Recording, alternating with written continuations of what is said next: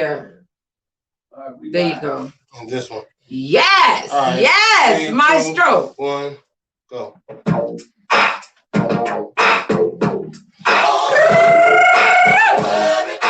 on, Savannah.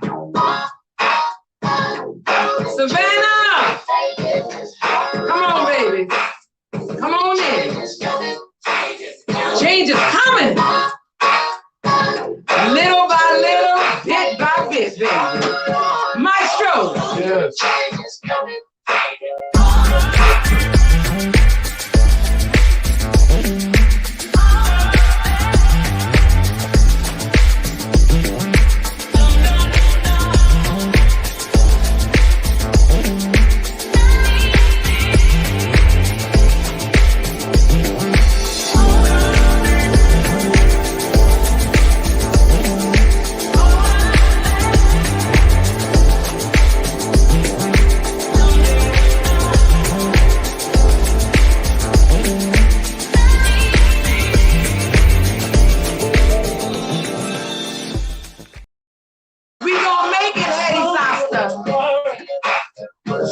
She said, I'm going in and out. Going in and out.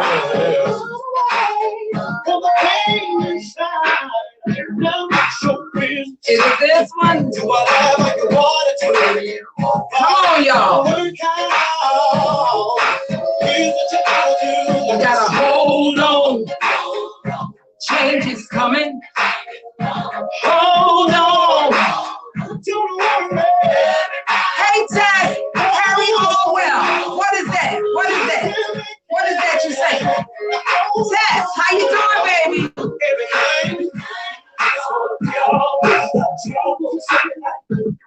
Y'all, come on in. Come on in. Come on in. Like. Share. Yes. He said the sound is not working. They can't hear me. Let's go ahead and go.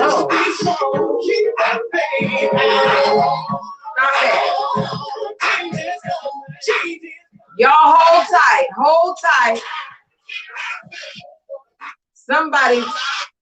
Something ain't right. Something wrong with the mic. Hold on, y'all.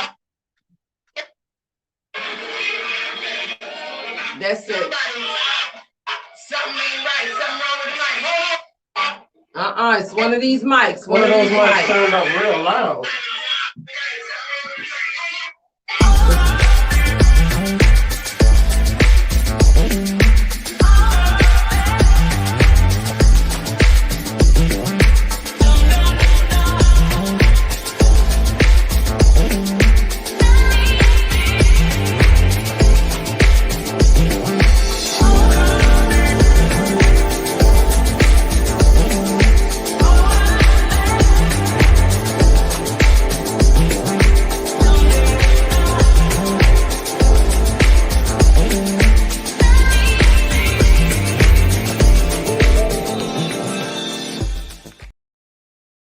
And elitism.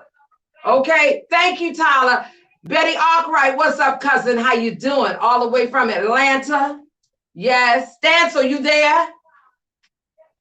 Bernice Harris, Wendy Mason, Joseph Anthony Garrett. Y'all come on in. Come on in. Alexis Jason, come on in. Everybody like, and share.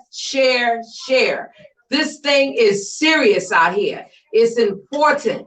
It is important. Vanessa, what's up, my sister? How you doing? Wanda Bentley Mayo, happy belated birthday, Wanda Bentley Mayo.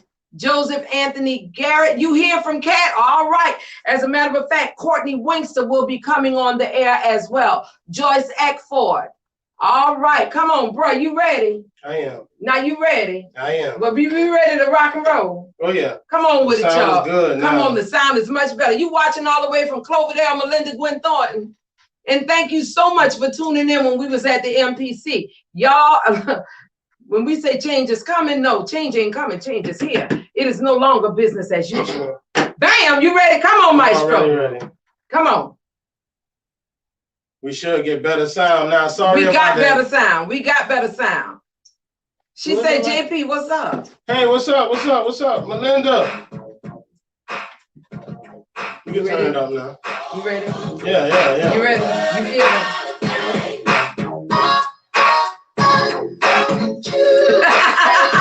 Debbie Campbell, what's up, girl? Valerie Sweetsburg. Bam, bam, bam. Hey. Yeah, we got good sound. Hey, Joseph Anthony Garrett, ATU 1324 Vice President of the Union is here with my President Courtney Winkler. That's what I'm talking about. Yes. You ready? Ready? Come on. Ready? Which side? Which side? This way. All right, come on. Hey. Hold on. Change is coming. Hold on. Don't worry, Savannah. Don't worry, Bakara Malton. That's right, baby.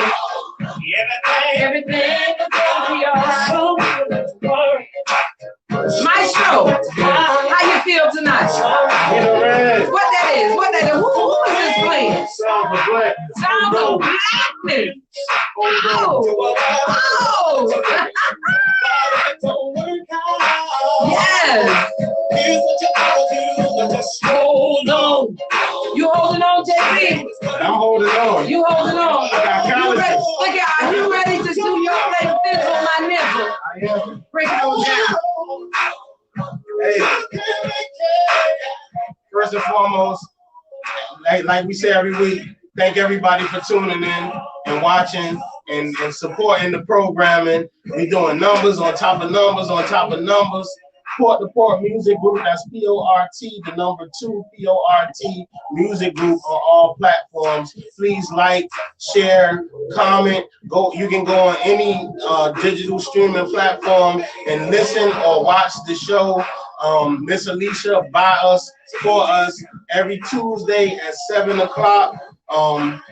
Every Monday we do Listen Up Live Radio, where we interview underground artists. Every Wednesday we do Sports Talk Radio, Bitter Rivals Radio, Sports Talk Radio, and every Thursday Talk Your Ish with the comedians and stuff doing their thing. So if y'all want to consume some super dope content, please follow Port to Port Music Group on all platforms. That is P-O-R-T, the number 2, P-O-R-T Music Group on all platforms, and y'all will be able to watch the content. Shout out to Royal Blunts for sponsoring. We in the process of talking to people for sponsorships. If y'all want to donate or support the cause, please Cash App anything, $1, $2, $3. Tell them who the Cash App is to. Port to Port Music Group, everywhere, same thing. P-O-R-T, the number 2, P-O-R-T Music Group, all together as one word.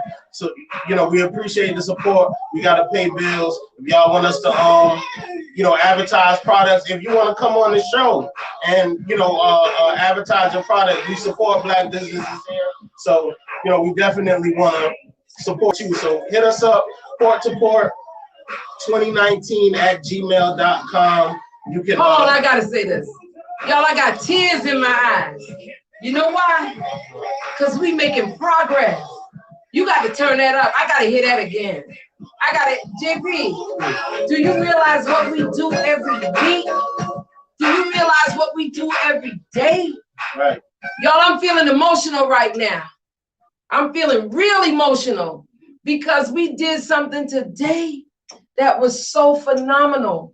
We do stuff every week, every day. That's phenomenal. We saved a lady from losing our house today. Oh my gosh. Go ahead, JP. I'm sorry. I'm feeling we good. Shout out to everybody. Shout out to everybody who watched the show. I'm gonna let her get to it because we got a lot to talk about. We got a whole lot to talk about tonight, and I want her to go ahead and get into it. So shout out to everybody for watching. We appreciate it, man. Let's get to it. Y'all listen, let me tell you this right here. This young man right here, from the bottom of my heart, I love you. I love you too. I got to tell you I love you. That's right. Because if it wasn't for you, we would not have this platform right here, right now. Do you understand what I'm saying? And you're so consistent. And I just, y'all, when I got to give him his props, he got a heart. Oh my God, I'm just, I gotta say this. You know what I always say? What? Real gold don't change. No, not at all. Be like, see, that's real gold. Yeah. Real gold don't change. Only thing that change when you put that fake around your neck in it. Yes, Lord. It either change or I love you. If I ain't never told you I love you, nephew. Stop, you making me. I'm telling you, I love my nephew. Y'all listen, let me do my disclaimer. My disclaimer is this: what you hear on this podcast is not necessarily the opinion of yours truly, your host Alicia Blakely. It is the opinion of my guests. If it is something here that if you hear something here that you don't like, by all means, please don't go out in the community and spread negativity. Pick up the phone. Call 912-631-0731. Stancil. Yes, ma'am. All right.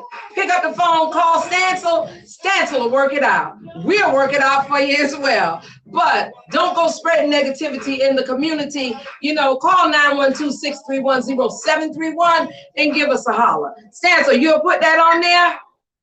You know I will. All right, now, Stancil, what's going on in Atlanta? Y'all, this is Stancil Johnson, our hostess with the mostest, all the way from Atlanta, Georgia.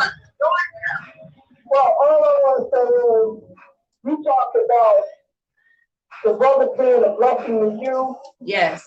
I wrote something yesterday about with Roland Martin. And one of the things that Roland Martin talked about is black folks have got to own their own media. Yes. So I can talk about a whole lot of stuff, as you know, but I want to give the young brother double thoughts on what you said about making his platform, his work, his love accessible to Savannah, Georgia, and beyond. Yes. Because at the end of the day, if we're not controlling the message is being controlled, and we're all going to run around foolish like those people that stormed the Capitol, because we don't know what the hell to believe, because we listen to somebody else's stupidity. That's right. Okay? That's so right. I want to give the brother some props. But as far as what's going on in Atlanta, ain't nothing but the hawk up here, and I'm from up north, and I ain't trying to steal it. but on the real deal, I want to double back the love to the brother. Keep doing what you're doing, man, because at the end of the day, you have to put the message out of somebody who I would consider. I go to war with Alicia, because she's my kind of woman. Yes. I know she's married. I got that. But I'm just saying. Yes. I got that kind of spirit. That when it ready to go down, I might be 5'3", but you better watch me. Okay. Okay. I love y'all. I appreciate those words, because I don't do anything that I do for recognition or to get a pat on the back. I'm always kind of behind the scenes and out the way, with everything I do. But it does give me gratification to know that people is thankful for some of the things that I do. Shout out Miss Melinda. She put me. She put me. I got to mess with you. You know how they say in that movie, when you go in the back, you know you go cry. No, I'm just kidding. Nah, but it do feel. It feel wonderful to know that people. Man, really I love you. I love you so much. And the same thing that you say about me is what people could say about you, because that's what you hear her. She said you come into people's home. Miss Melinda, you come into people's homes and give them information that the status quo does not want them to have. You put in plain language, so they can't say they don't understand. That's right. That's right. I gotta go. My session's calling, but thank y'all so much. Yes. Okay, y'all, listen. All right, precious. Listen. We're gonna get started tonight, and we're gonna read the excerpt from The Secret. Y'all, when I tell you The Secret, this is the book. Joaquin, I see you, baby. I see you. This is the book, The Secret. We've been reading this for since when, Maestro? Since last year, right? Yes. But situations and circumstances has come about where we weren't able to read it every week. So we're getting back into reading it. Not only are we going to be reading The Secret, but y'all, we're going to be reading Breaking the Curse of Willie Lynch.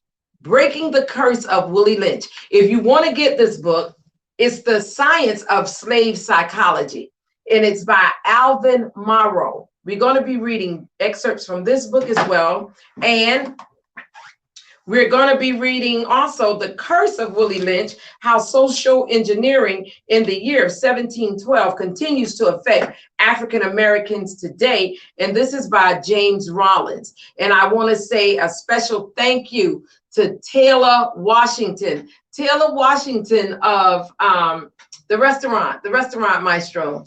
Two chefs. Two chefs. Thank you. Taylor Washington of Two Chefs, who blessed me with these two books because she said she wanted me to let the people know how we're going to break the Willie Lynch curse.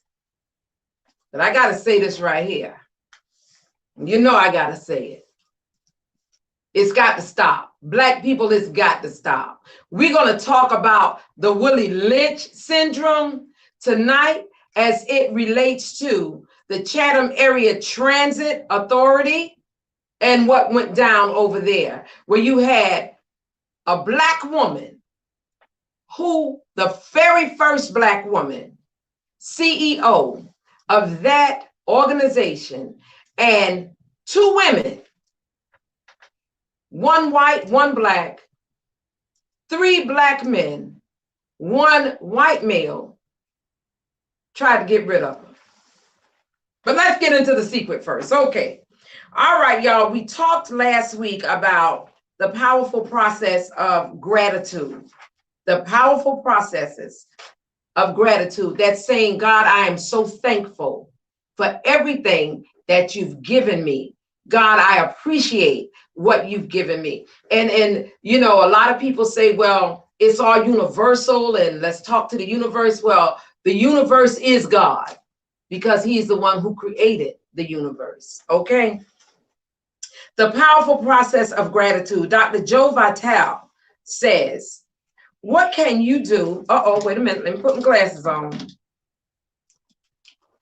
Oh, by the way, y'all, these right here, Privé Revaux, Jamie Foxx new line of glasses. So QVC, that's one of the places I love to shop. They had these. I got two pair for like $20, $29 or something like that. But anyway, check out Jamie Foxx's line. I think he sells them in Walmarts and Walgreens and CVS and all that kind of stuff. And they're really nice, can't you tell?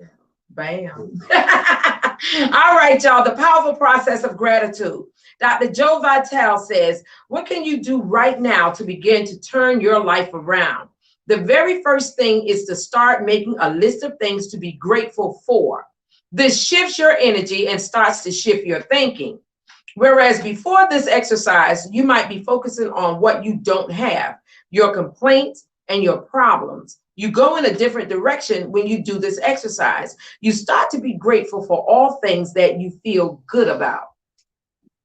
If it is a new thought to you that gratitude brings your whole mind into closer harmony with the creative energies of the universe, consider it well, and you will see that it is true. And that's Wallace Wattles. Marcy Shimoff says, gratitude is absolutely the way to bring more into your life. Dr. John Gray, psychologist, author, and international speaker, says, every man knows that when his wife is appreciating him for the little things that he does, what does he want to do? He wants to do more. It's always about appreciation. It pulls things in. It attracts support. Dr. John DeMartini says, whatever we think about and think about, we bring about. If you think about it and you got it and you thank God for it, then more of it is going to come. James Ray says, gratitude has been such a powerful exercise for me. Every morning I get up and I say thank you. Every morning when my feet hit the floor, thank you. And then I start running through what I'm grateful for. As I'm brushing my teeth and doing the things I do in the morning, and I'm not just thinking about them and doing some routine, I'm putting it out there and I'm feeling the feelings of gratitude. The day we filmed James Ray sharing his powerful exercise of gratitude is one I will never forget. From that day on, I made James's process my life. Every morning, I do not get out of bed until I have felt the feelings of gratitude for this brand new day and all I'm grateful for in my life. Then, as I get out of bed, when one foot touches the ground, I say, thank and you as the second foot touches the ground. Did you hear that, Maestro? Let's practice that exercise right now. Come on. Thank you. Thank you. Thank You. you. You got to have your feet hit the ground. Thank you. Thank you. Didn't you feel good doing that? Y'all try that. Just let your feet hit the ground one after the other and just say thank you. You can thank God for all kinds of stuff. You can thank the universe for all. You could thank the universe for just being above ground, just being alive. You can thank God. You can thank the universe for having a key to a front door, opening that door and walking in. You know, I make it a practice to say when I walk in my house, Heavenly Father, God, I thank you for my humble abode. I thank him. Thanking somebody for doing something is very, very powerful. Okay. With each step I take on my way to the bathroom, I say, thank you.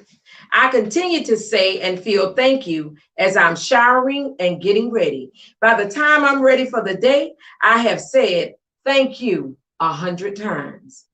As I do this, I'm powerfully creating my day and all that it will contain. I'm setting my frequency for the day and intentionally declaring the way I want my day to go, rather than stumbling out of bed and letting the day take control of me. There's no more powerful way to begin your day than this. You are the creator of your life, and so begin by intentionally creating your day.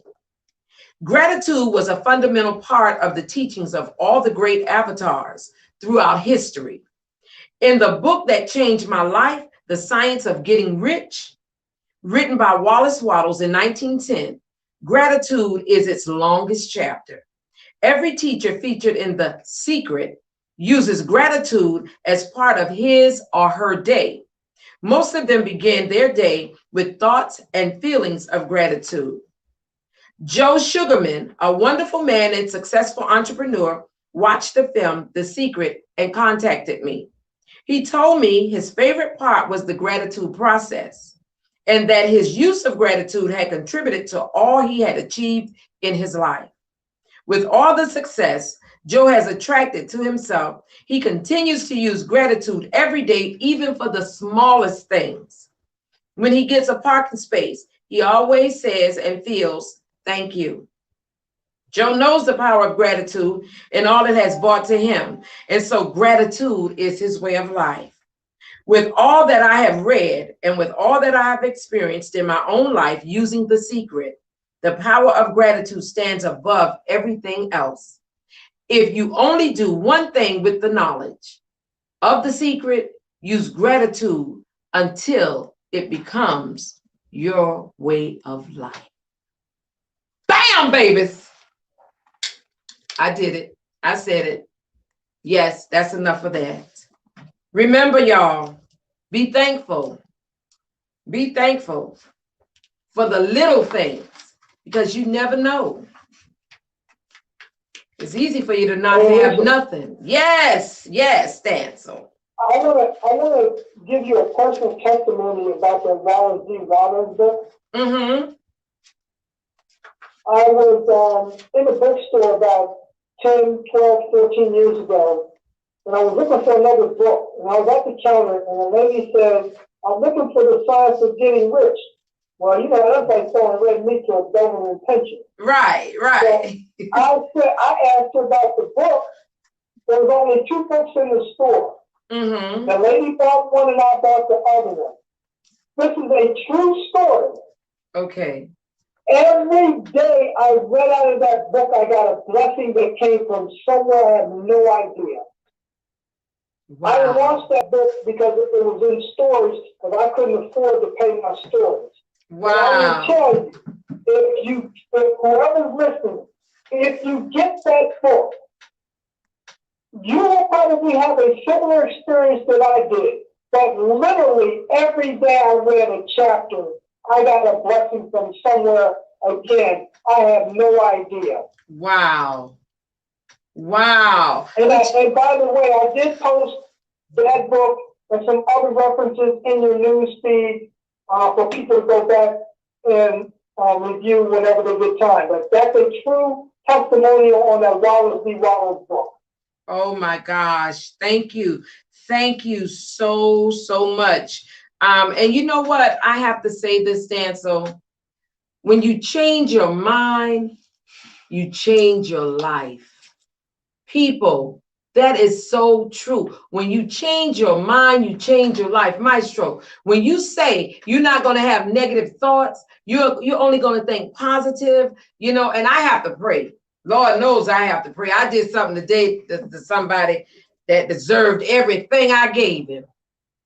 Yes. You had to Mirandarize him. I had to Mirandarize that son of a gun. Yeah. I had to. You got to read I had to read him his rights. That's right. And I told him. By legal procedure. And guess what I told him? I don't like you. Okay, put straight up. I had to just tell him straight up. Listen. I don't like you. How old are you? 60. You too old to pretend. Bam. You're too old to pretend. Bam. Where Brother Julius at? Brother Julius, you too old or what? Pretend. All right, so look here, ain't no, if you don't like him, look, it's no secret. I don't like you. I don't like you. And that's all, yeah. I don't like you, and I don't like what you stand all right, for. then. So now at the end of the day, it's not a misunderstanding. I ain't got to tiptoe around you. You ain't got to tiptoe around me. Just don't say nothing to me, and I darn sure won't say nothing to you. All right, it's family reason. Good grease. Okay, y'all. We have one guest that's coming tonight. Did you contact him, Julius? Did you contact him, Stancil? I went to voicemail when I called Jay. Okay, well, we ain't gonna worry about it because guess who else we got? Joaquin, where you at? Call in, Joaquin. Courtney Wingster. Alicia, I can actually interview you until Jay gets there. Oh, Lord. I can ask you some great questions about your community.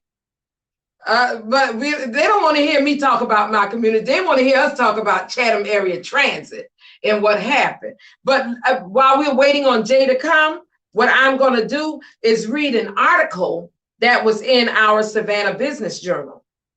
And in that article, it says, because a lot of people didn't know what actually happened with Chatham Area Transit and the CEO, Miss Bakara Malden. But I'm going to read to you all what the Savannah Business Journal printed. And then I'm going to read to you all the actual lawsuit from her attorney. All right. January 28th, 2021. This was updated at 5:50 p.m. As the impact of, no, let me read the title. January 28th, control of the Chatham Area Transit Board comes into focus with firing the CEO. And this article is written by Lou Phelps, Savannah Business Journal staff. January 28, 2021, updated 5:50 p.m. As the impact of this week's surprise decision by 6 members of the Chatham Area Transit Authority to fire their new executive director, CEO Bakara Malden, broadens, more information and observations are coming forth. And Ms. Malden has issued an official statement that possibly provides insight into some of the friction she ran into in her new position, as she is alleging a level of poor decision-making by the members of the CAT board who were board members prior to her being hired in June of 2020. Now, mind y'all, the lady ain't been there a good 7 months. She ain't been there a good 7 months, okay? And she got terminated. I guess they had a probationary period or something. But how the heck do you, a CEO, somebody that a search team found, came all the way from Birmingham, Alabama, get fired after 7 months? I guarantee you, had she been a white woman, She still be or a white man, or a black man, she would still be there, okay? There is always a widening discussion in the business community and among political leaders that perhaps the charter of CAT may need to be looked at by the Georgia General Assembly. And I want to say shouts out to some of the board members, especially Clinton Edminster, that went all the way to Atlanta and told our legislators that he was not pleased at what had happened and the board needed to be dismantled, okay? The current charter gives the county commissioners the power to appoint 5 of the 9 members to the board, thereby giving them control of what is a state authority, not a department of the county government. The city of Savannah only has 2 representatives on the board, yet there is a little public transportation service outside the city of Savannah city limits, including none to the Pooler area. There is no transportation, hardly, outside of Savannah, okay? The city's appointees to the CAT board, Alderman Dietrich Leggett and citizen Clinton Edminster, did not vote to fire Malden, and both have expressed in multiple media interviews that they had been very happy with the progress Malden was making in working with the business and tourism industries to meet their needs for public transportation for residents, employees, and tourists. According to State Senator Lester Jackson, there is some dysfunction, maybe not with the CAT board per se, but with the charter. I don't see how the city of Savannah gets to have only 2 representatives and a city like Garden City with only 9,000 residents has 1. And the county appointments control the board, yet there is very little service out in unincorporated county. And I understand that the city of Savannah sits in the county, but when you look at where CAT gets their money, it's clearly the city residents and taxpayers, he said in an interview on Thursday. I think that there are a lot of moving parts in the issue. We have a need for a vision for our transit authority, and when that's approved, we can move this whole community to the 21st century for public transportation, he added. State Representative Derek Mallow says he asked members of the CAT board to come to Atlanta to meet with him, and then learned that the head of the Chatham County delegation, State Representative Ron Stevens, needed to set up that meeting. The invitation to Stevens was extended today to all members of the delegation. It is reported that 3 members of the CAT board will attend, and 3 members of the CAT board did attend. And those 3 members did not include Clinton Edminster, but Clinton Edminster went anyway. To you, Clinton Edminster, we salute. Senator Jackson also said that he had been asked by several members of the CAT board to meet with him in Savannah, which Jackson said that he would facilitate. Also developing are explanations that Malden is offering in her defense about what she ran into being hired in June. In 7 months of her employment, she reported to 3 different CAT board chairmen due to resignations and changes in board leadership. Additionally, she was fired at the board's first meeting of the year with newly appointed members attending their first meeting. The newly appointed members were Kenny Adams, Bobby Lockett, and Tabitha Odell. Ms. Malden's official statement reads, "For the last 7 months, I have served honorably as the Chief Executive of Chatham Area Transit. In this short time, the agency has realized some tremendous successes, including no cuts to bus service and no employee layoffs during the COVID-19 pandemic, and a budget that is in the black. but following what could only be characterized as a coordinated witch hunt by a faction of the CAT Board of Directors, my contract was terminated effective today in a vote of 6-3.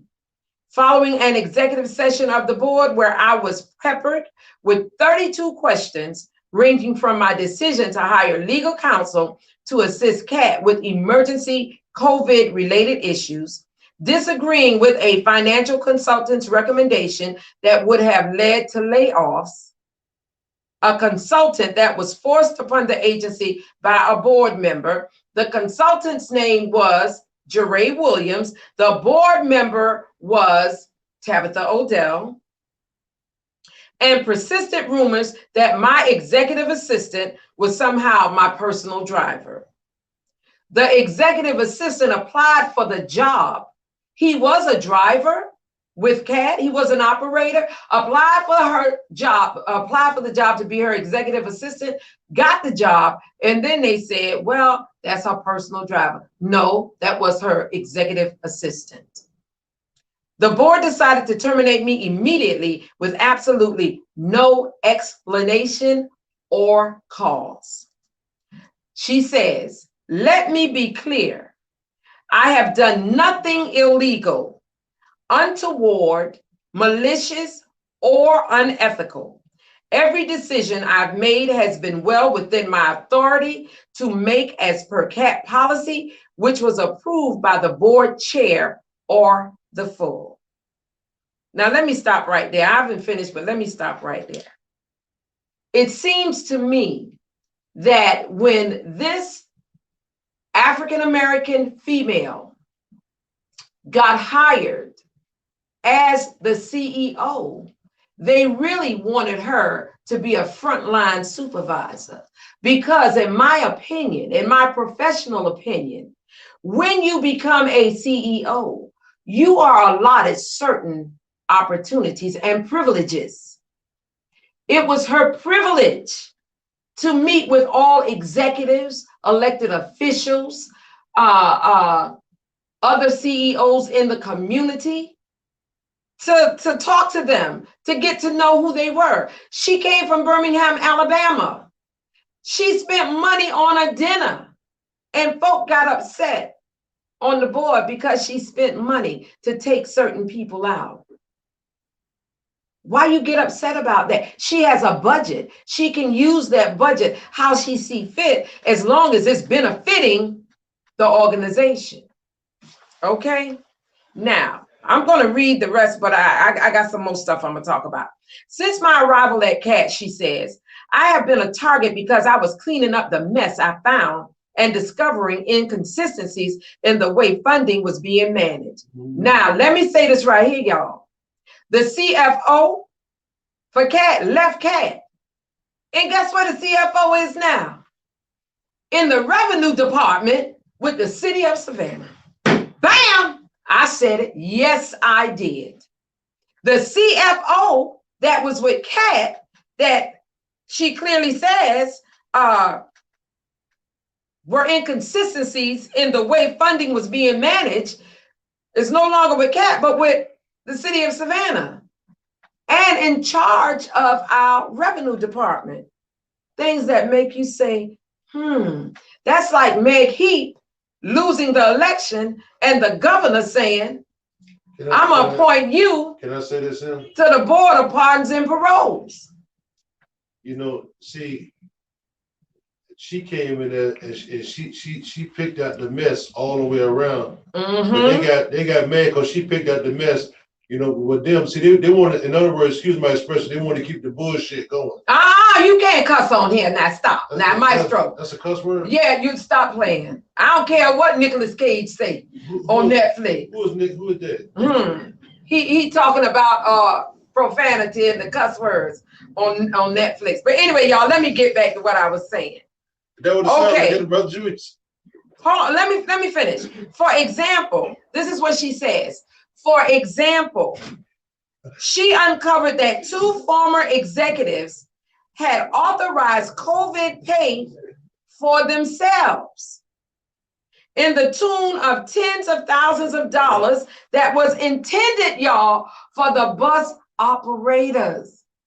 Well, The two executives was paying themselves COVID money that was in the tune of tens of thousands of dollars that was intended for the operators. Salaried individuals was getting that money. I done told them she worked for the city. She peaked the movie. All right. Essential employees. You know, our bus drivers were, they are essential employees, but they weren't getting that money. They didn't get nothing. And then somebody said, well, the board voted for them to get $600. They should have been got it. Okay. These executives resigned after this was uncovered, and the board did not require repayment of none of the money. Let me repeat that. These executives resigned after this was uncovered, and the board did not require repayment of none of that money. Now, let that have been somebody else. Let that have been somebody else. Guess what? It would have been in the paper. It would have been on WTOC, WJCL, WSAV, what's the other one? Them sound like some white folk that took them. Hello. However, what is curious to me is how a newly reappointed board member who had already served 2 full terms and under the CAT Act is eligible to serve again. And 2 new board members whose first official board meeting was that day would vote to terminate her employment. The latter 2 had spent less than 1 hour with me before casting their votes. The decent thing would have been for these members to abstain. Yet here we are. She says, I am stunned by their decision, but it is clear that transparency has not been practiced here, and there may be a violation of the Open Meeting Act. The way in which this board conducts business is self-destructive, not only to the employees of CAT, but to Chatham County, Savannah, and most importantly, to the riding public. The instability of this board is evident by the fact that I have had 3 board chairs in less than 6 months. My only regret is not listening to other leaders in the transit industry who warned me of how troubled CAT is before accepting the CEO position. I am proud of the way in which under my leadership, CAT has built solid and supportive relationships with the riding public, City of Savannah, the Chamber of Commerce, the Tourism Leadership Council, and with various business and civic leaders throughout the county. I am most proud of the professionalism of the CAT family. Now, I have to say this. I got nothing but good reviews from the employees of Chatham Area Transit in reference to her performance, in reference to her bringing that organization together as a family.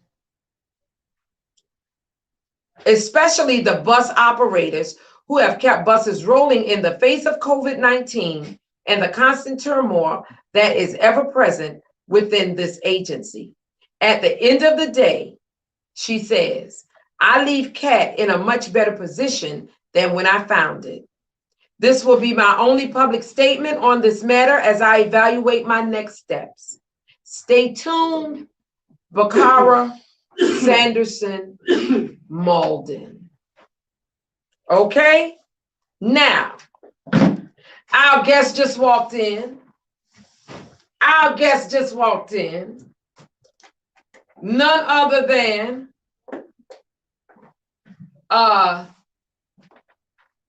Mr. J. Jones, who was a commissioner, and I'm gonna still call you Commissioner J. Jones, and a member of our CAT board.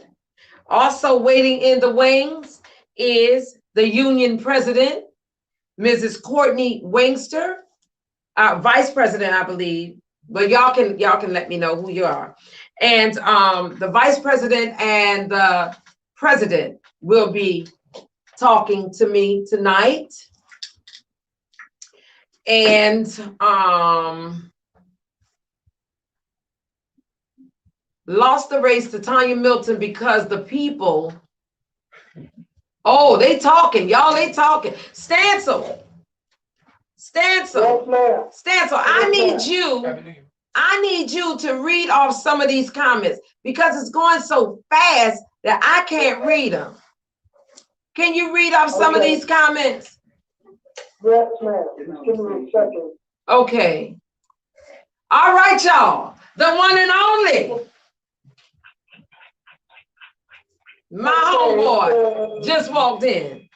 Mister. One of them said Tabitha Odell was made the official in the county commissioner meeting Friday. Odell was not official but allowed to vote. Wow. Wow.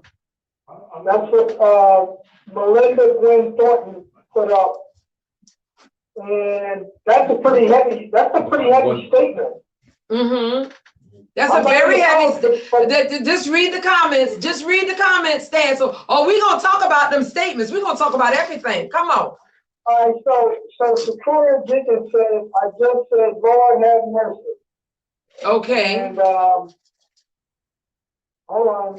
Ivan B. Cohen, one of these days, and it won't be long, is showing up at the revenue department in this city. Give him his music. Excuse me, is the city of Savannah or the Titanic. Oh, that's the reality. Oh my gosh. Melinda Gwen Thornton says to give gratitude. Excuse me, Gertrude Robinson Dietrich. Yes. All for to keep nursing Malden.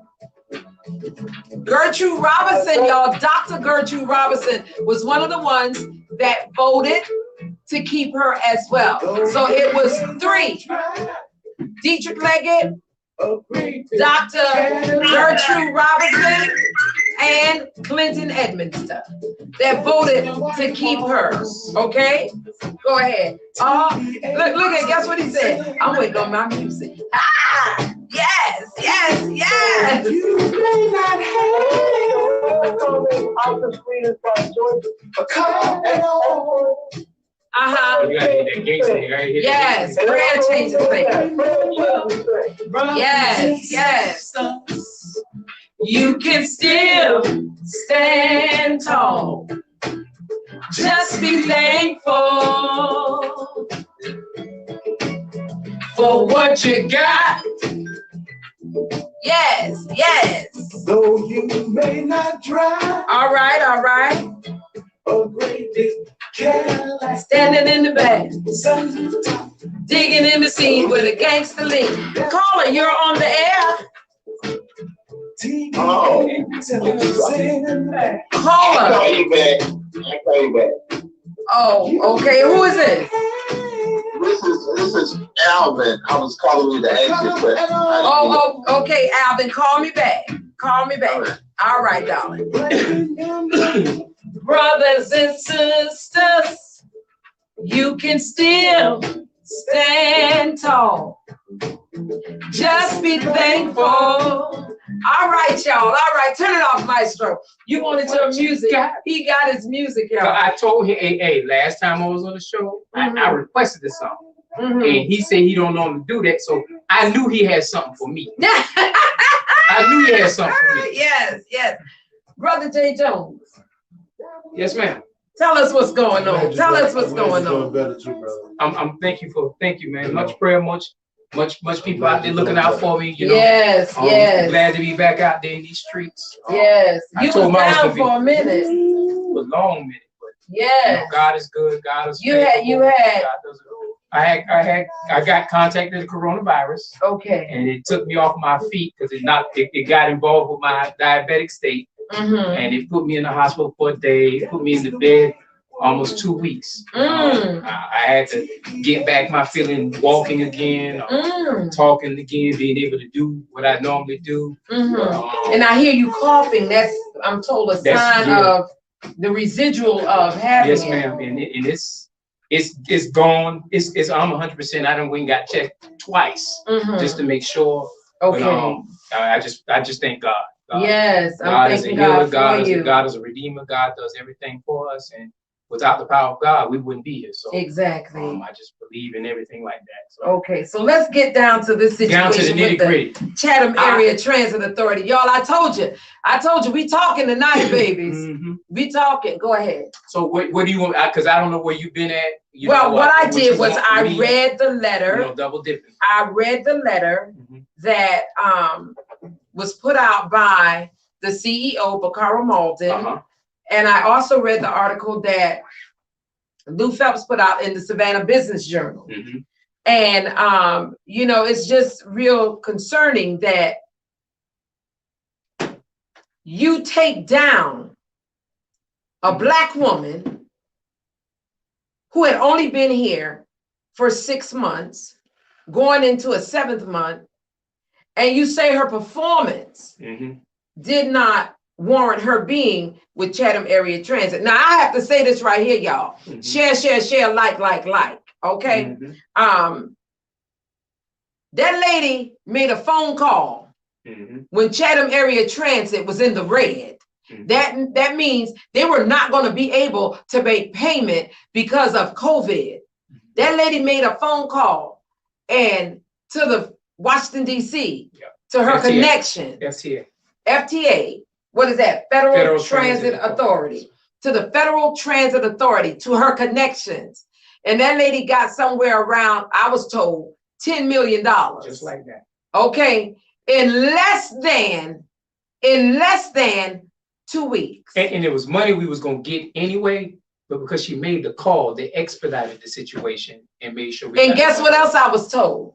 Now, this might be rumor. This might be rumor mill. I don't know.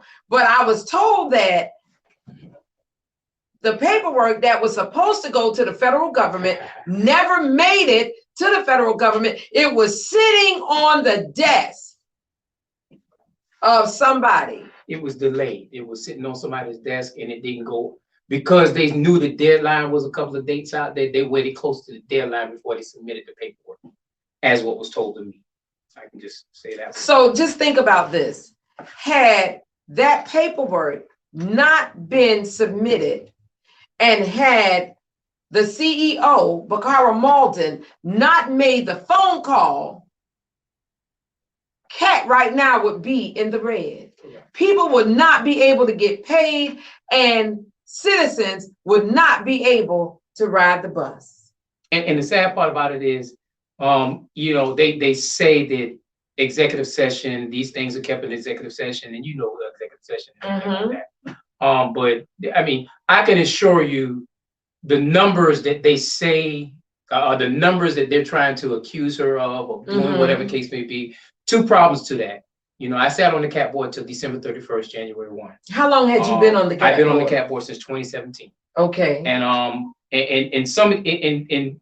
when they say that it was money that was misappropriated or whatever the case may be, you know, I can't tell you exact amounts, but I can tell you this: it's no more equated if you summed all it up, no more than $1,000.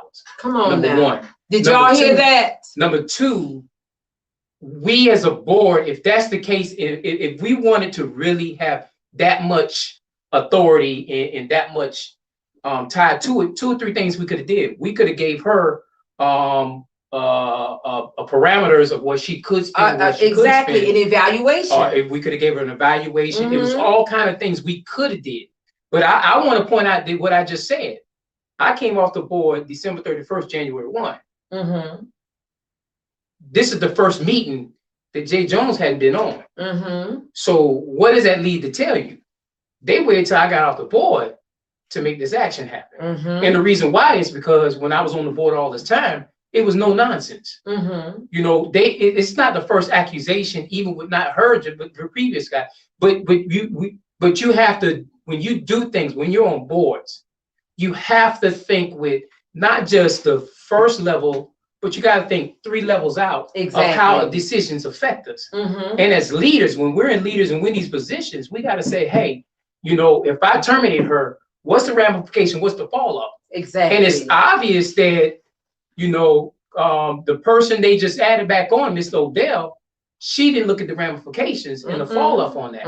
And then, like I said earlier, and I got no gripes about it, because I have, you know, last time I was here, I protect the seat because I'm a person in the seat. I ain't in no seat right now. Right, So, you ain't got to protect so I nothing. ain't got to protect You nothing. can say what needs to be said. And so with that being said, I put sole responsibility on the county commission. And the reason why I put sole, because the county commission is responsible for appointing people who are fiduciary, who are common sense, and who think logical for people on the board. And then when you appoint people on the board, and then guess what? I got some, you know, I've been saying it from jump. Me and Julius Hall talked about this the other day. I've been saying this from jump. That appointment wasn't even a legal appointment. And guess what? We're gonna see February 12th. February 12th, I put it right now. Look at the agenda next week, Tuesday. The agenda is gonna have that appointment on the agenda again, as if it never happened. Because you know why? The appointment never happened. I've already been in the county commission, so I already understand how it works.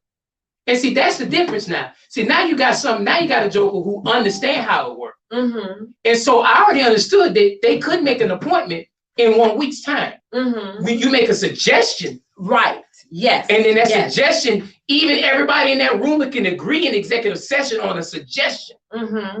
But that suggestion still has to come to the public for transparency purposes. And nobody saw that on the agenda or anything like that. So did they probably discuss Tabitha Odell going on the board? Yes, they probably discussed it.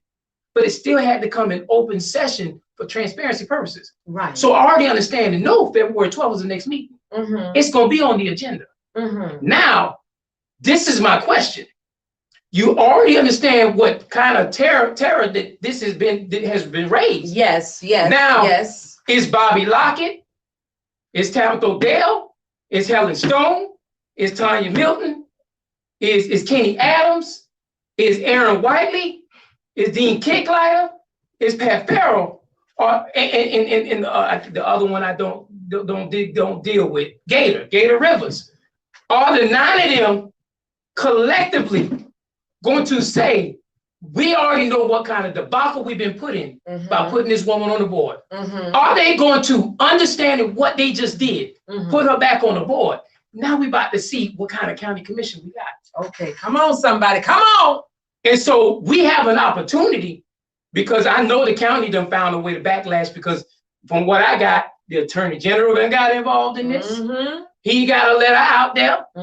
You know, from what I got, the state reps done got in this, the state senators done got in this, the local delegation done got in this. So guess what? This don't open up a whole, see, you know what? In a room. Alicia, this better than what we needed, because you know what? From when I got on Catboard in 2017, it's been in disarray. So guess what? I thank God for what the county commission did, because you know what they did? Now we about to have some changes going on the CAT Act. Because if we didn't have all this debacle going on, guess what? We still be in the state of slavery. We'd be in the state of slavery. Oh my God. We'd be in the state of slavery. See, this is the guy you want to hear. I know this is the guy you want to hear. See, I couldn't do it last time. See, I feel energized, motivated this time to do. No, wait me tell you what them girls say. What's that? Don't use no profanity. No, ain't no profanity. What? How them girls said? He told this to get child back. but Alicia, yes.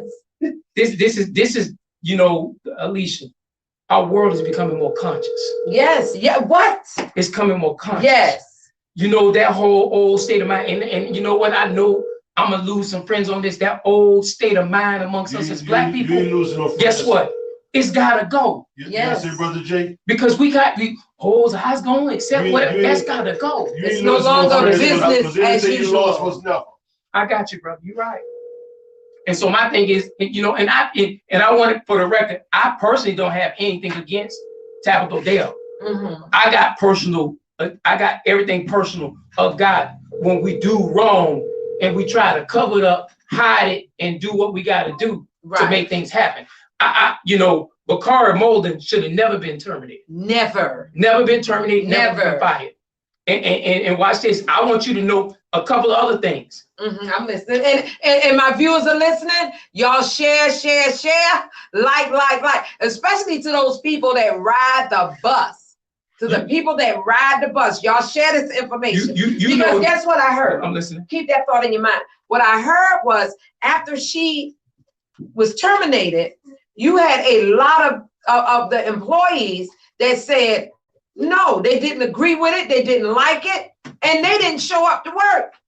They did a call in. But then you had another board member. Michael Holleran, just call his name. Yeah, that individual. I'll call his name. That's Michael Holleran. And looked for these people's personal information. No, he used his board authority in the wrong way because that's dealing with day-to-day operations. That's right. And he should have never asked the interim board chair, can I get their records? Because I want to see who didn't show up to work. That's not what we do as a board. We're a policy group. We don't do those kind of things. And those are the requests that we were making as board members. That's what the problem with, it's a faucet. And the thing about a faucet will run until you cut it off. That's right. And what Bakara Molden did was she cut the faucet off. Yes. And she said, y'all don't need to understand the running water. Y'all just need to make sure y'all pay the bills. And when y'all see the bills, if you see a problem with the bill, you ask me about it and I'll give you the answer about it. Right. And that's what she should be about. It shouldn't be every board member has their hand on the faucet because then you can't control that water bill. That's right. And that's the problem. That's right. The board members want to control. She had meetings after meetings after meetings. She had so many meetings with the board. I thought that the board only meets once a month, but this particular board wanted to meet 2, 3, 4 times a month. What? And no, we don't meet once a month. We vote as a board once a month. We have a board meeting once a month. We have what you call committee meetings throughout the month. Right. And so, because for instance, during the time I was the chair and I was the interim chair, when Michael Holleran quit the day before when he didn't get his way, I became interim chair. That's why she ended up getting 3 different chairs. And because Al Scott had a okay, Veronica Small says that's not what they did. It wasn't a call out for Bakara being terminated. She says these employees was calling out since the pandemic because we're not to come to work sick. Oh my gosh. So a lot of them were sick. But my thing is this. It shouldn't have been Veronica doesn't have to explain that to me. Okay. Because it's not a board member's concern. It shouldn't be a board concerned about concern. it, then he should say, why are we getting so many call outs? Could you look into that? Exactly. But he shouldn't say, give me a list of names so I can deal with it. Or give me a list of names so I can do what I gotta do. That's not how we do things. Okay. All right. Tell Alicia. I heard somebody say, tell Alicia. Okay. But that's how I look at it. What's the breaking news? Oh no, that's just the thing. That's her lawsuit. Okay, and the lawsuit letter's right here. I got the letter. I mean, that's I want to read that letter. Breaking news: the lawsuit is here. How you doing, Sadie Campbell? Joseph Anthony Garrett said it wasn't a sick out or strike or anything. Y'all don't have to explain. Y'all don't have to. You don't have to explain. You ain't got to say nothing. We said that to segue to what this man did that he should not have done as a sitting board member. And do you have this right here? Okay. And the thing about this thing is this. That's the big issue with this board. See, prior to me becoming the board chair, I said, Molden, I don't want to talk to any employee other than you because we know the only person we should be talking to is the CEO, the county manager, the city manager. We shouldn't be out there talking to the regular employees and everything like that. How's your job going? How's everything going? Because that's not in our privy. That's right. Not in our that's scope. not what you do. Because we're policy-driven people. Right. Our job is to drive policy to fixate what things need to be put in the community. Exactly. Y'all, I'm gonna read a little bit of this lawsuit. Okay. This is Buckley and Beal, February 2nd, 2021. What's today? February 2nd, 2021.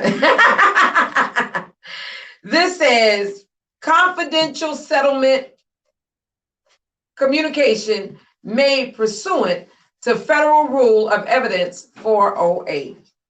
Chairman Dietrich Cody and members of the Chatham Area Transit Board of Directors. Bakara Sanderson Malden.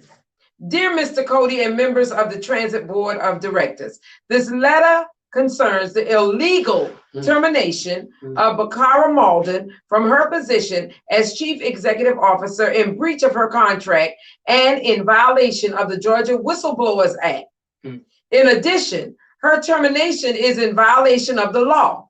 As one of the board members who voted to terminate her and who spearheaded the charge to have her fired, was illegally appointed to the board. Based on these concerns, we demand that Ms. Malden be immediately reinstated to her position as CEO with full back pay and benefits. Otherwise, we will file suit in the Superior Court of Chatham County under the Georgia Whistleblower Protection Act and for breach of contract, seeking declaratory and injunctive relief, back pay, benefits, and all other damages permitted by law. Wait a minute, let's do the specific concerns. On June 29, 2020, the Chatham Area Transit Authority entered into a contract of employment with Ms. Malden to serve as its Chief Executive Officer. The contract delineated Ms. Malden's duties and responsibilities as powers of the director provided under the 1986. Okay, we know all about that. Let's get to the crux of it. The illegal appointment of Tabitha Odell to the board. In a meeting of January 15, 2021, the Chatham County Board of Commissioners illegally appointed Ms. Tabitha Odell to serve on the Chatham Area Transit Authority Board of Directors to fill the unexpired term of Pete Lakakis. This appointment was illegal. She was appointed during executive session and not by a public vote. Indeed, 2 commissioners on the Chatham County Board of Commissioners deny having engaged in a vote for Ms. Odell to return to the authority. Therefore, it was no surprise when on January 29, 2020, the Attorney General's office wrote to the Chatham County Board of Commissioners regarding the apparently illegal appointment of Ms. Odell. The letter expressly calls into question the vote to appoint Ms. Odell, noting that the vote does not appear on the agenda for the meeting on the 15th. The letter states the problem succinctly. How do you say that? Succinctly, yeah. Succinctly, okay. Under Georgia law, the Attorney General has an independent constitutional officer, has the discretionary authority to enforce the Open Records Act and the Open Meetings Act. The Attorney General has chosen to exercise that discretion by establishing a mediation program where citizens may raise issues and concerns with us regarding the acts, and we will attempt to resolve disputes between citizens and local government. Our office also reserves the right to pursue litigation in these matters and where it deems doing so is appropriate. We believe the Chatham County Commissioners will have no choice but to concede that the appointment was illegal. We are aware that Ms. Odell was one of the chief proponents of terminating Ms. Malden. In fact, she seconded the motion to do so, as she was not legally on the CAT board. Her second and her subsequent vote were illegal, null, and void, and so the vote had no legal effect. Consequently, on that basis alone, Ms. Malden should be permitted to return to work immediately. Ms. Malden engaged in whistleblowing shortly before her termination. Oh, y'all, let's get good now. Maestro. They think they're the smartest. On August 27, 2020, CAT issued an RFP 2021-01, General Counsel, Legal Services, CAT received and evaluated 4 proposals through an evaluation committee and recommended that Jackson Lewis be awarded the legal services contract at the Board of Directors meeting on November 17, 2021. 4, y'all, listen, 4 RFP, go ahead. The Board of Directors rejected this staff recommendation and directed the award to the 4th one, the 4th rated proposer, Bohan Filigant, LLP, Jackson Lewis PC, subsequently filed a timely vendor protest. Ms. Malden, pursuant to Chapter V, Paragraph J of CAT's Procurement Policies and Procedures Manual, issued a written decision that was final and binding on the agency. So, hold. Before you go further, I wanted for the record to understand, in that meeting, because Malden didn't highlight it here, in that meeting, and I don't have anything against any of these attorneys. Okay. Because all of them attorneys. But what she did not highlight was, that was the 4th one of the 4 RFPs. Okay. Now, you know this just like I know this. The first one is the recommendation from your employees and staff. Right. Who do the work, who live by the code. When they put out the RFP, this is the person who fit the best criteria. All right. The second one was a local preference, just like the 4th one was a local preference. And the reason why in the meeting, and this is on YouTube, the reason why we went, Tabitha Dale said we go with the 4th one because she wanted a local preference. But the second one was local preference, just like the 4th one was local preference. Right. And then the third one is most important to me and you, which was a DBE. So she skipped the one recommended. The second one was a local preference, just like the 4th one that she hollered out. And the third one was a DBE. Why she did it? Why did she do it? Tell us, you were there. No, I wasn't at that board meeting. Okay. I wasn't at that board meeting. But she stated out her mind, this is all YouTube. Oh, I can do this. I done been on boards for, this ain't my first time doing this. I know I can go to the 4th one. Now, me and you both know, if I don't agree with the first one, then we collectively vote it down and then say, we want X, Y, Z to be included if it's a local preference, which is illegal for a federal government to put local preference. Right. It's illegal. If we want that to be put, then you put that in there. But we don't just say, we're going to go with the 4th item. Because that's who we want. Correct. And furthermore, remember, we talking about lawyers. Who's she married to? She married to a judge. So if it's local preference here, she might have some connectivity to some of these these lawyers here. The sister. I can't put my hand on that, but I can pretty much assure you that it has something to do with all those ties.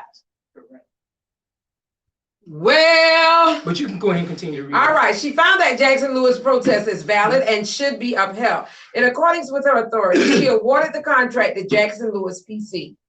In so finding, go ahead, move Nikki Free. In so finding, she found that the board violated CAT procurement policy in reaching its decision. Now, mind you, she's a whistleblower here. Okay.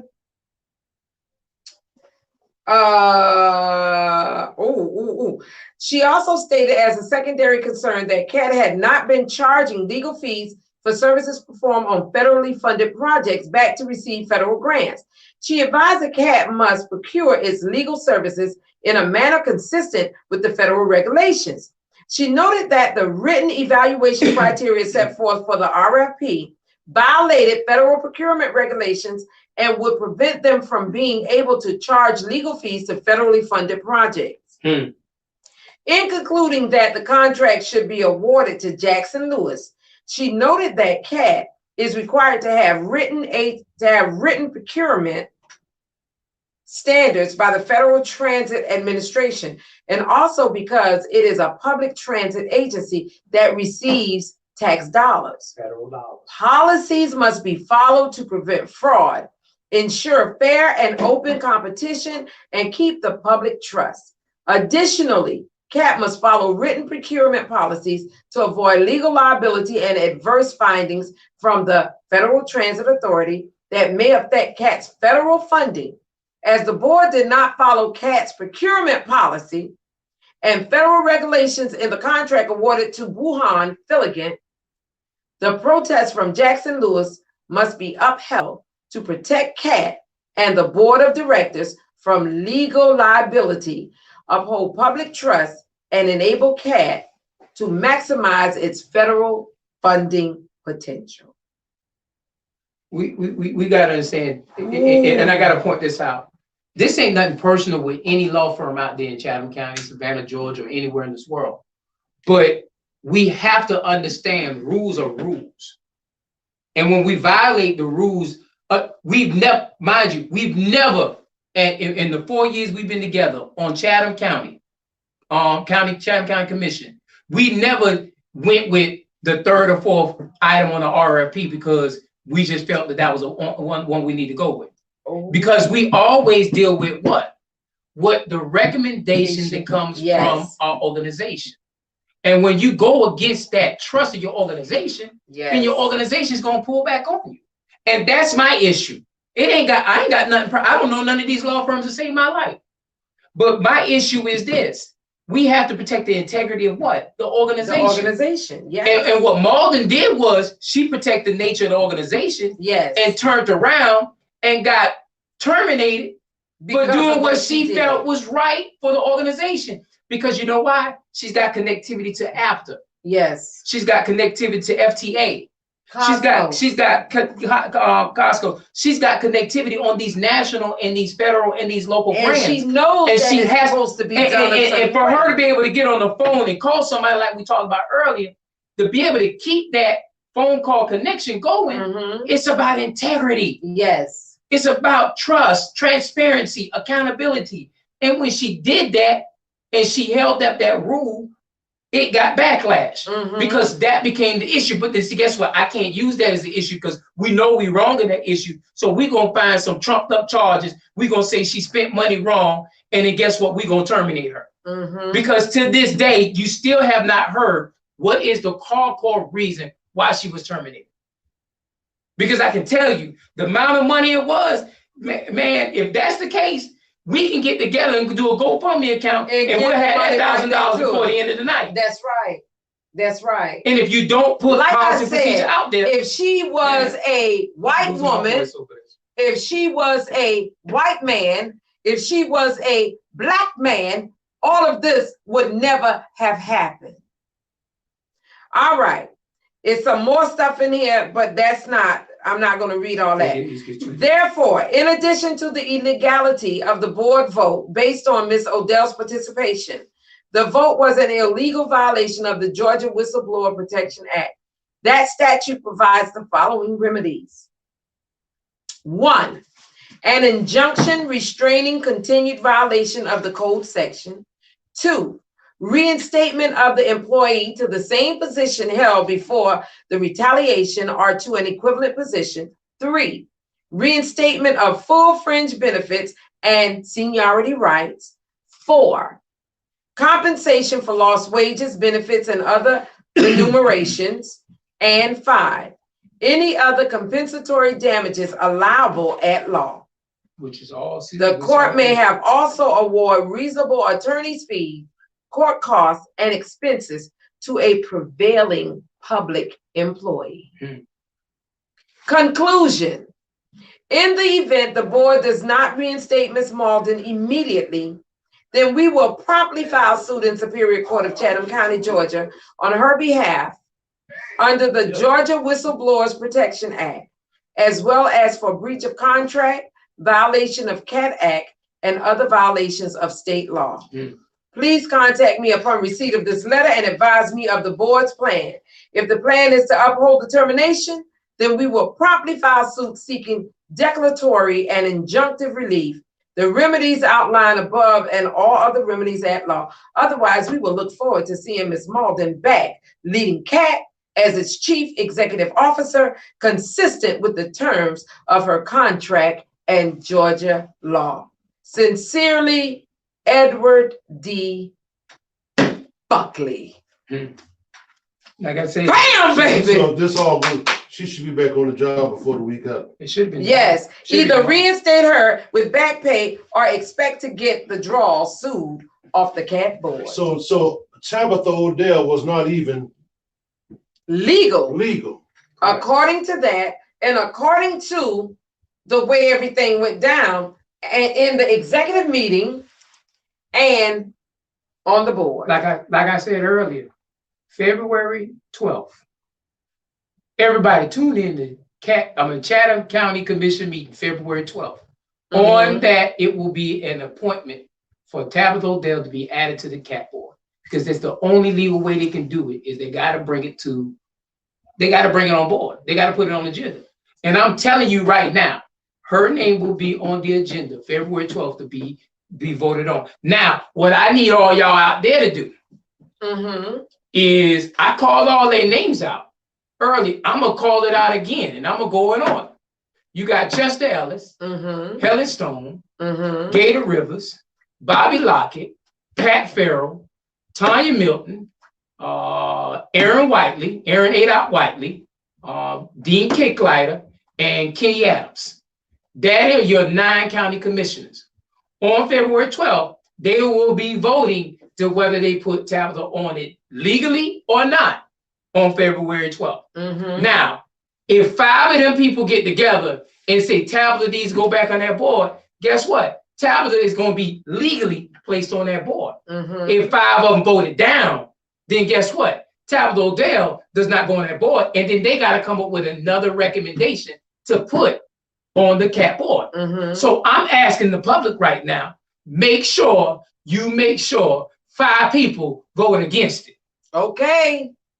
If 5 people vote against it, then guess what? She don't get back on the board, and we ain't got to do it. That's all them cat employees who's mad, all the people who done called my phone, text me, email me, tag me on Facebook, put me on Twitter and everywhere else under the sun. If you don't want this woman back on the board, then you contact your 9 county commissioners and you tell them that you don't want, we want another alternative. And for the record, there was another name on there, but watch this. I'm withdrawing that other name because I don't want to be held liable to the conflict. Okay. And I can tell you right this, and Alicia, you my witness to this. Ain't nobody rode that cat bus more than me. I guarantee that. Not one board member in the last 30 years has rode that cat bus more than me. Has participated and talked to the operators like me. And I'm not here to brag about that. That's in my past. I think we just give it, if you don't give it to me, don't give it to Tabitha. But let's find a sensible alternative to put on the cat board so we can move the cat board forward. Tanisha Cook says, and Tanisha, I totally agree with you. She says a cat employee should be on the board. A cat employee should be on the board as a representative for the employee. So what they need to do is what they need to do is, if you want that kind of recommendation, you recommend that to the authority that creates that law, and that's your state reps and that's your state. You heard that? So that's how report that. Recommend that to our state representatives. Okay. Maurice Boggs said, y'all should check out what the Savannah Business Journal reported about the special called employee town hall. Is that outside of what I've already read, Maurice? Yeah, it is. Or is that something new? That's something different. Okay, I've not seen that. I have not seen that. So I definitely want to see that. Okay. Joseph Anthony Garrett says, we stand with Miss Bakara Sanderson Malton. I hear you, Joe. Okay. Joseph Anthony Garrett said Maurice Boggs sent it to me as well. Maurice, send it to me as well, Maurice, because I want to see it. Oh, Melinda Gwen Thornton says the person that appointed her is the guilty party, period. You messing with my guess? Yes, ma'am. Okay. Get down, Brother Jay. You on fire tonight. Who said that? Marilyn Jackson. Hey, Marilyn, how you doing? That's my girl. Melinda Gwen Thornton said the protocol was not followed. Rose Wally says unbelievable. Wow. Marilyn Jackson says, Jay, please help the people in the 2nd district have their votes counted. Call me 912-412-4851. I'm ready to fight all the way to the end. Yes, ma'am. I got you. Wow. That'd be a whole nother show, right? We won't talk about cat. Yes. Yes, Okay, ma'am, we should talk about the cat emeritus board member. That was something someone else texted. That was something, number one, that was probably another illegal action because the only group that can and change. The emeritus board member is Pete Lakakis. Pete Lakakis. Okay. That was another probably illegal motion or point out of order because it's not in the Cat Act, and the only one who can constitutionally change anything dealing with the Cat Act, state Senate, state House. Your 8, what we call the Chatham delegation. Your 8, your 2 state senators and your 6 House reps. That's why it's important to know all these elected officials because you know what? Like I said before, the Cat Act should have been changed 10 years ago. Okay. But we changed it 15, 20 years ago, and then we never went back and restated or changed it. We should have been changed the Cat Act.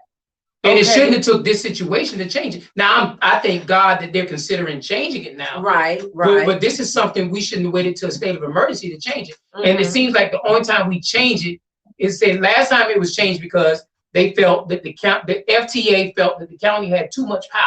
Well, according to what I've read, the county still has too much power. The county has 9 members. No. The county had 9 members then. Now it has 6. The county has 6 members. The city has 2, 1 citizen and 1 elected official. Correct. And then Garden City has 1, and that's it. Yeah, that's 9. That's 9. Wow. But see, the thing is, talking to your state reps now, they're considering reforming and changing the makeup of it, where it's going to give more authority to the city of Savannah. It'll give less authority to Chatham County, and it makes it equal. It makes it equitable, I should say. And you know, like I've been fighting with them, rather than the ADA seat be appointed from Chatham County, it be appointed from a separate authority that deals with ADA regulations and ADA rules. So therefore, it's not a free county appointment. For that to build. So my thing is the other piece is pulling elected officials off, and no pun intended, pulling elected officials off and adding more citizens. Yes. Because that recommendation you made now becomes, if the city of Savannah has 3, let's say they have 3 appointments, one is elected official and 2 are not, then that means what we need to do is we need to find some people who work for CAT who live in the city of Savannah, and we get them in that appointment because there's nothing against the rules that says it can't happen. Okay. But that's how we got to, Jimmy rig it so it fits into that cycle, what she says. Because guess what? You remember when I rode the bus in 1718, and they tried to make it look bad. Maurice Boggs said, that's right, brother. We rode the 3 West Chatham together. Told you.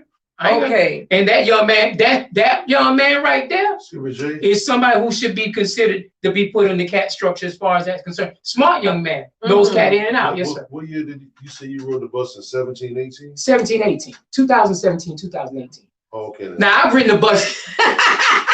What are you trying to say? Tell them about the year 1718 when buses didn't even exist. Maestro. Oh, 17. I'm going to hit you in the head with a bottle. I rode Y'all the horse and buggy in 1718. Melinda Gwen Thornton says, February 12th is Chatham County Commission meeting, and that is when Tabitha Odell is to be made legal to be placed on the CAT board. This should not happen. The only way it won't happen is if y'all pick up the phone and start making phone calls. She need to be out there. Stop making phone calls to your elected officials. The thing is, she's not in the seat. It's upon what happens February 12th. Okay. If those 9 people, and mind you, we all gonna know who voted. Guess what Joyce Eckford said? Joyce Eckford said a retired CAT employee can go on there. Oh, by far. Okay. Anybody can go on there. They just we need to make sure it fixates it with the appointing agency. And the appointing agency right now that has extra seats are the city of Savannah and Chatham County. It just needs to be upon that. Guess what Maurice Boggs said? That particular member was strictly used for voting power. He voted with the majority and barely attended the virtual meetings. Which one? Barely talked when he was there too. Which one?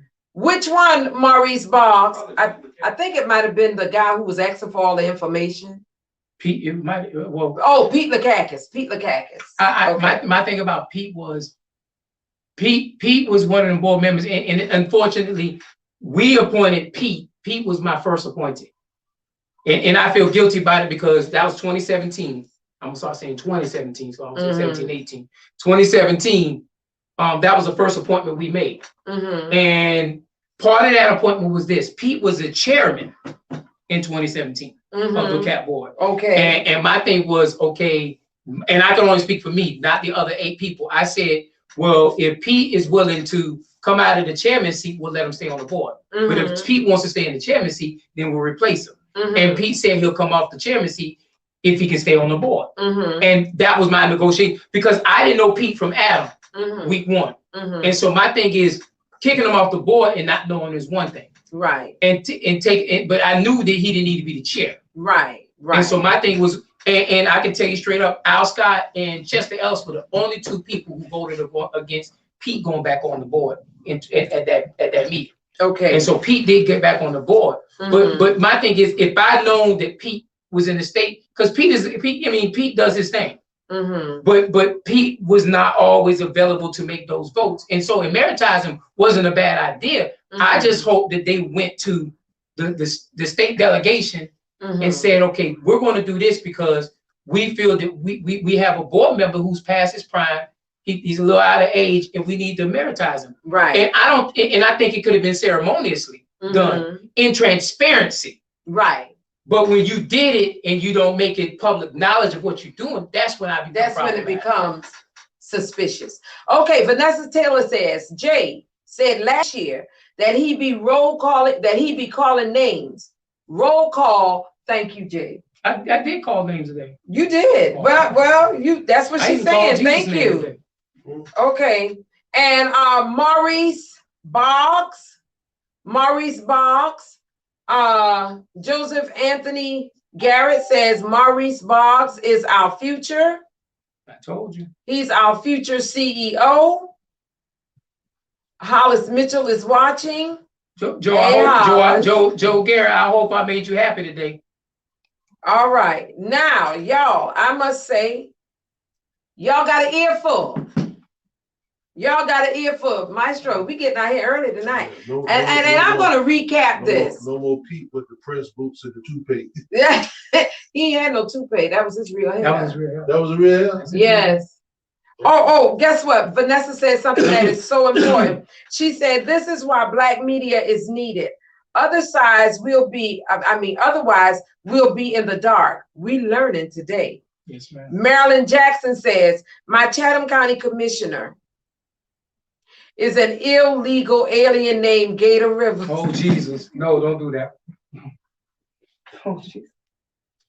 This is her comment, and I'm going to read it. This is not me saying it. Yeah, I got you. This is not the host. This is my comment. She said it. Shout out to Sister Marilyn. Hold on. She said Marilyn Jackson says, my Chatham County commissioner is an illegal alien named Gator Rivers, a man who did not deserve to be on the board because the election board did not count the people's vote in the 2nd district. I would write Gator and ask him not to vote for Tabitha to be on the board. However, knowing the kind of Tom he is, he would go along with her because she is going against a Black woman, and a Black woman is who he despises. Yeah, I think Gator is buck broken, and he been there from the beginning. Well, we're not going to talk about him. I'm not going to talk about him. I won't even give the satisfaction of making a statement all of them got in to be, reference to that. They all got to be called out, though. See, scared is scared, and then a lot of right here with a coon spirit. No. Courtney Christine Johnson says, I'm screaming. Laugh out loud. The people have spoken. Waukee Reed busts out laughing. Waukee, I tried to call Courtney Wingster, but Courtney didn't answer the phone. Anthony. When you saw the joke. Who? Now give me the number. Anthony Garrett. Anthony Garrett. Please call in. He was a vice president at one point in time. I saw him. I didn't know who he was, so therefore I didn't make comments. I understand. And I thought I saw the number here. but I did try to call Courtney Winkster. Oh, somebody is calling in. I'm about to call her. Caller, you're on the air. Please give us your name. This is Courtney. There she go. Well, All right. my And- phone didn't ring, Alicia. Oh, I'm so sorry. I called you and it rang. Could you please give me your title, your position, and who you are as in relation to all of this? Well, I am Courtney Winkster Johnson. I am a 15-year bus operator and the union president for Chatham Area Transit. ATU Local 1324. Woo-woo. All right. Well, Miss Winkster, let's talk. What's going on over there? Everything that y'all are saying is correct. I must say, when we heard the news, a lot of us was disgusted. We couldn't believe what was happening. People were calling me all day long. I think the board really did a disservice to Chatham Area Transit and to the public in general. Wow, Courtney. So let me ask you, you being the union president, what has the union done in order to rectify this situation? Well, of course, I have emailed the board. I always email the board whenever I have an issue. The board normally does not respond. This time I did get a couple of responses. One of them from the chairman. We actually had a conversation. And I know a lot of my members, they have been sending emails. We got a list from Clinton. And I know everybody's been sending emails trying to get our voice heard. Because we want Ms. Malden back.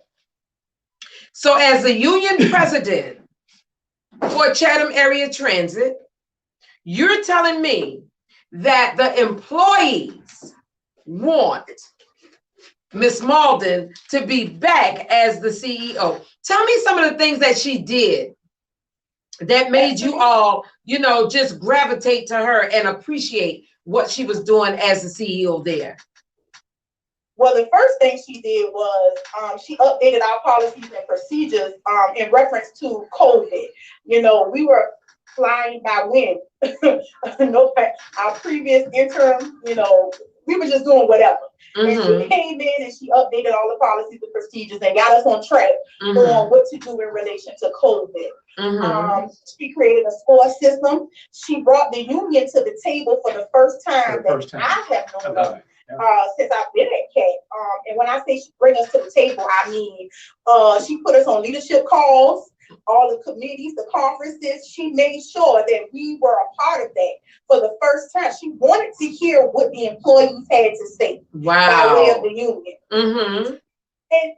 And by doing that, showing transparency, she gave us a glimmer of hope that maybe CAT was turning around for the first time in probably 10, 11 years since Veolia left. Because Veolia left us jammed up and we have not recovered. Okay. Correct. Okay.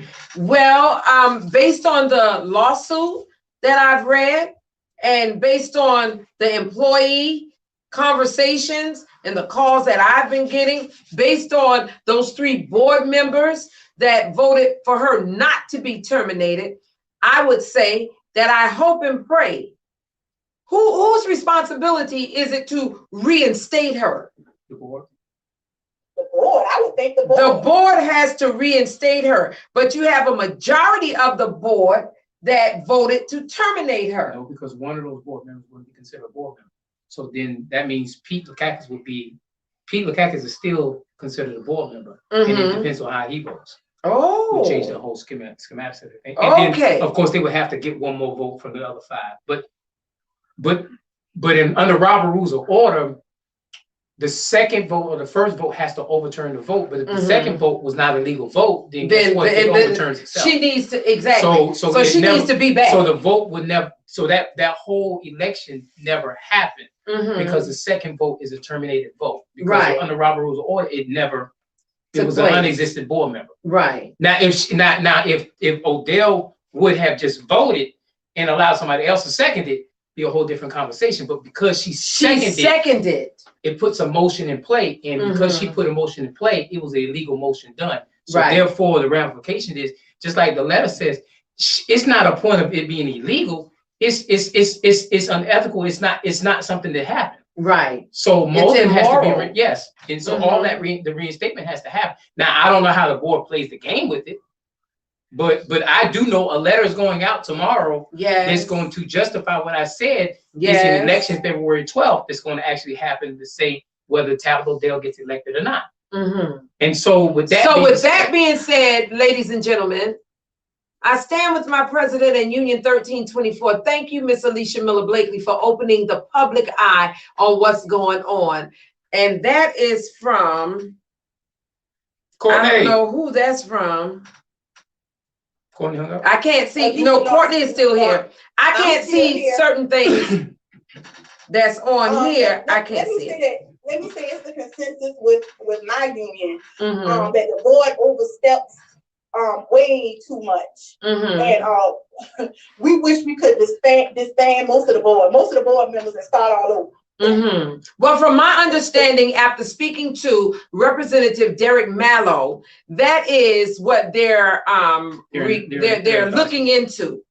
They're looking into restructuring the board by bringing in more people from the city. And I am going to suggest to him when I have a conversation with him in the future, possibly tomorrow, that you all want a member, an employee on the board, and possibly a retired person. Now, I have to say this. To the interim CEO, congratulations to Valerie Ragland.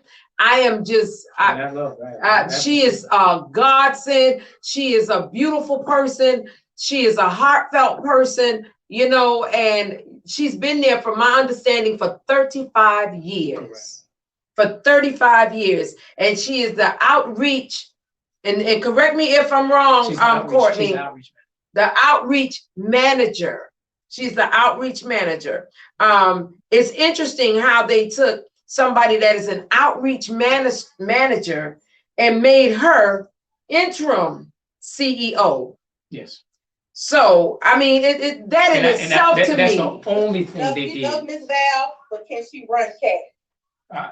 That is the only thing that I'm looking at and saying, that lady has been there for 35 years. She done gave 35 years of her life. Courtney, I'm gonna say it like this. It's not a point where she can run it. I think right now, Cat is a point where they need healing, and I'm not questioning whether she can run it or not. But I think that right now she can heal it right now at this point in time, because I think that what's going to happen moving forward is Bakar is going to be reinstated back in her position, and that little bit of transition time that we need. Ms. Valerie is probably one of the best assets, a part of Chatham Area Transit. They can sit in that role and give it to her. Well, I'm glad y'all have so much faith, because the calls I got today, they feel like she was put there to pacify us, and they're not happy.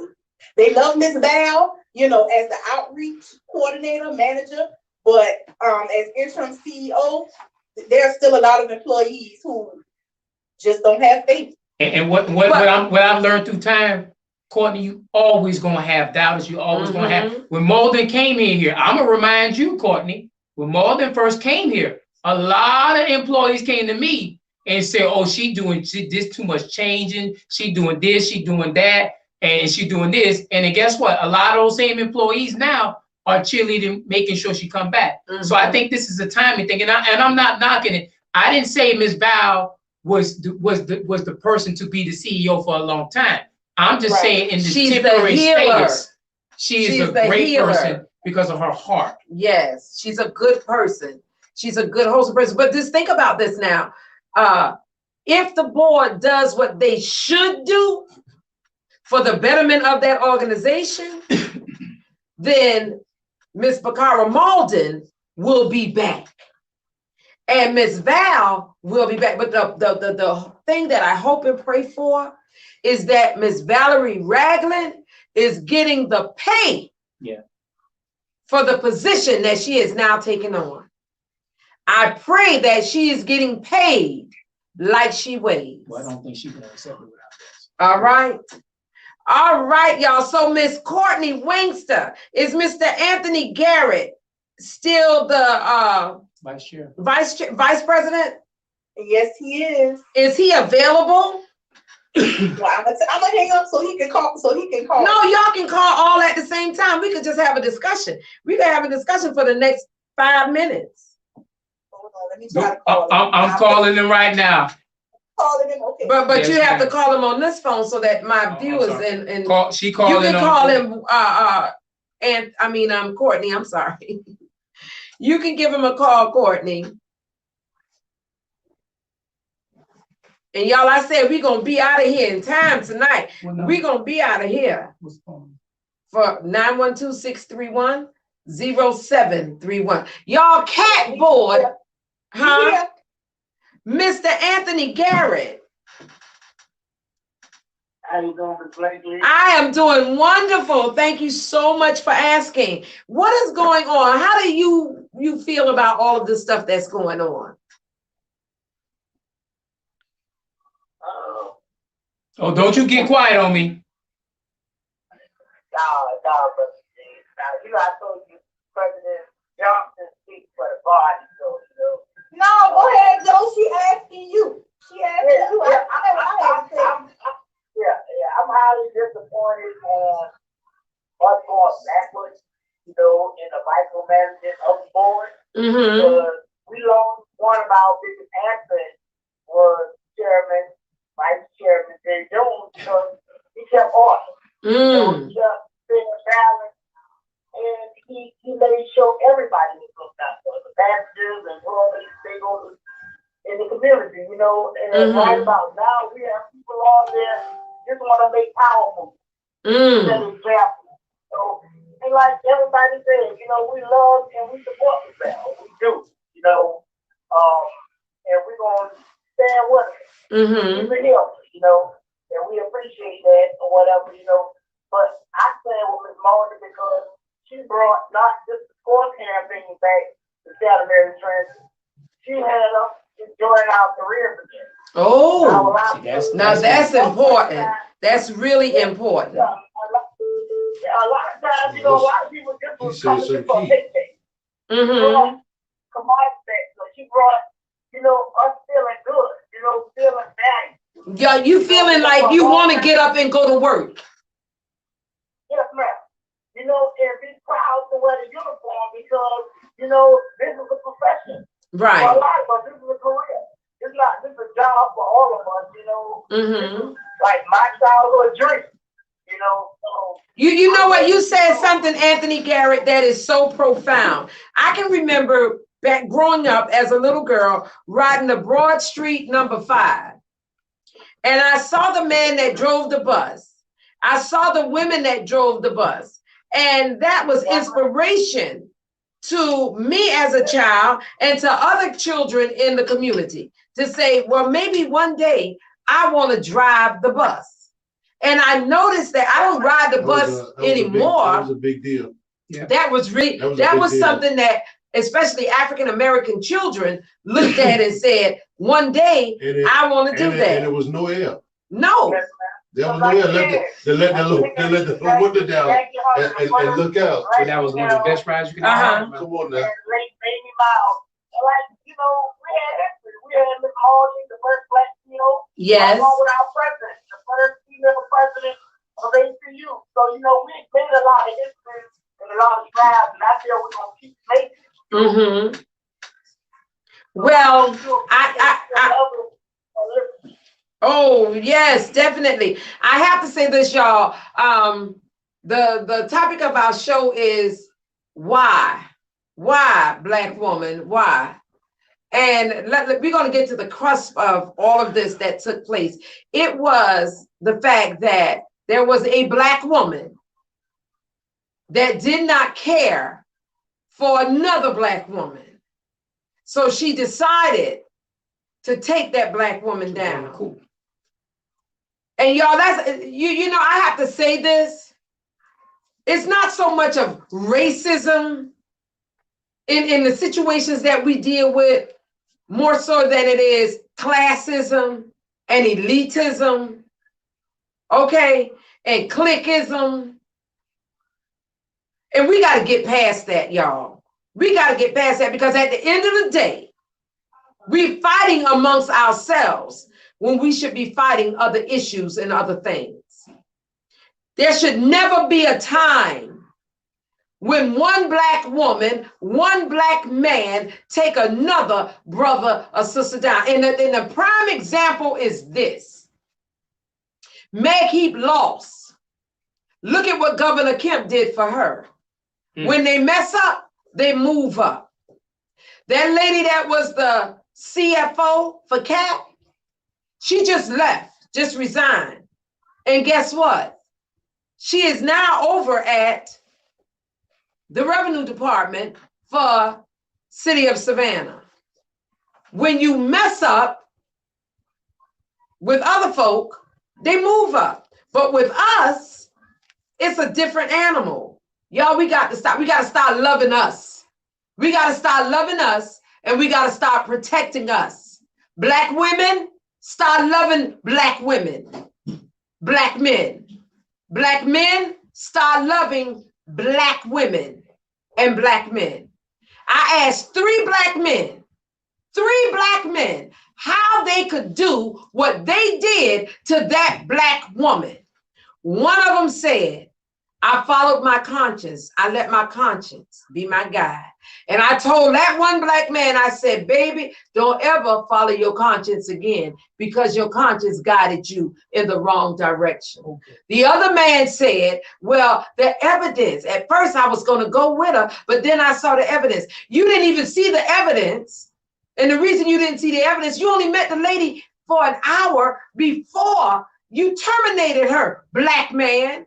The other black man, when I called him, I said, how could you do something as egregious as that? And I used some strong words. Yes, I did. And he hung the phone up in my face.